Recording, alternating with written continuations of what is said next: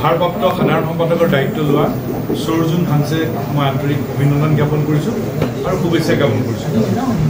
সৌৰজুন হানছে ডাঙৰীয়া গুৱাহাটী বিশ্ববিদ্যালয় আইন মহাবিদ্যালয়ৰ ছাত্ৰ আছিল। এতিয়া LLM পঢ়িবৰ কাৰণে প্ৰস্তুতি চলাই আছে। তেওঁৰ নেতৃত্বত ডিফু আঞ্চলিক ছাত্ৰ সন্থা গঠন হৈছিল।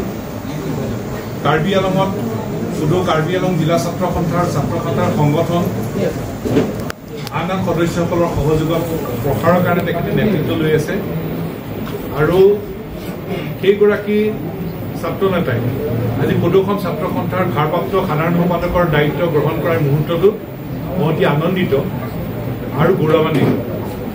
আৰু সৌৰজুন হানছে ডাঙৰীয়াৰ নেতৃত্বত আমি সদৌসম ছাত্ৰ সন্থাৰ পৰিয়ালটোৱে অসম আৰু অসমৰ খিলঞ্জীয়া মানুহৰ সুৰক্ষিত ভৱিষ্যতৰ বাবে অধিক বলিষ্ঠভাৱে আগুৱাই যাব পাৰিম বুলি আমাৰ দৃঢ় বিশ্বাস।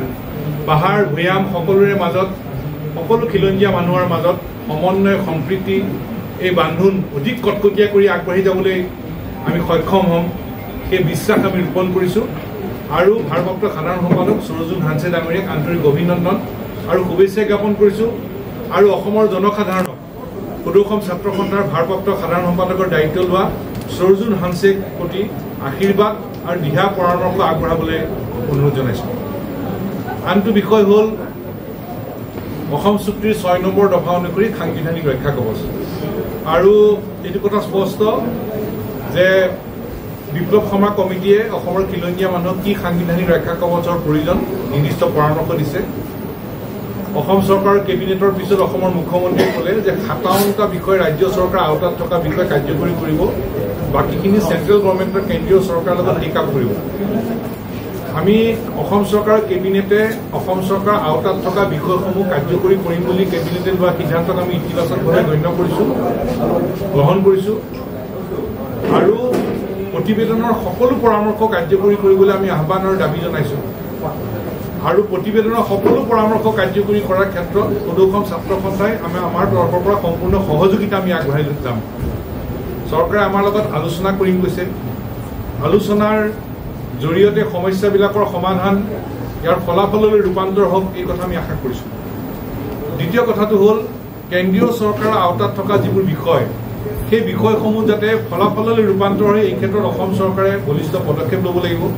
প্ৰধানমন্ত্ৰী আৰু গৃহমন্ত্ৰী ডাঙৰীয়াই কৈছিল দাড়ি কমাসহ কাৰ্যকৰী কৰিম। গতিকে প্ৰধানমন্ত্ৰী গৃহমন্ত্ৰী ডাঙৰীয়াৰ দায়িত্ব যাতে বিপ্লৱ ক্ষমা ডাঙৰীয়াৰ প্ৰতিবেদনৰ সকলো পৰামৰ্শ কাৰ্যকৰী কৰিবলৈ ফলপ্ৰসূ ব্যৱস্থা লয়, কাৰণ কমিটিখন গঠন কৰিছিল কেন্দ্ৰীয় চৰকাৰে। গতিকে আমাক সাংবিধানিক ৰক্ষা কৱচ লাগিবই।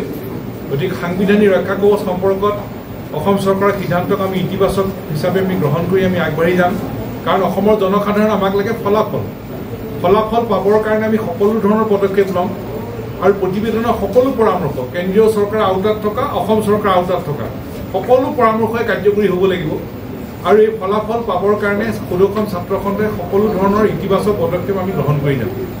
কেৱল মাত্ৰ ক'ব খোজোঁ যে এই বিষয়সমূহ ফলাফললৈ ৰূপান্তৰ হ'লে অসমৰ জনসাধাৰণ আৰু ছাত্ৰ সন্থা আশ্বস্ত হ'ব। এই বিষয়ত আমাৰ নিৰৱচ্ছিন্ন পদক্ষেপ আমি আগুৱাই যাম। মুখ্যমন্ত্ৰী কৈছে যে 52টা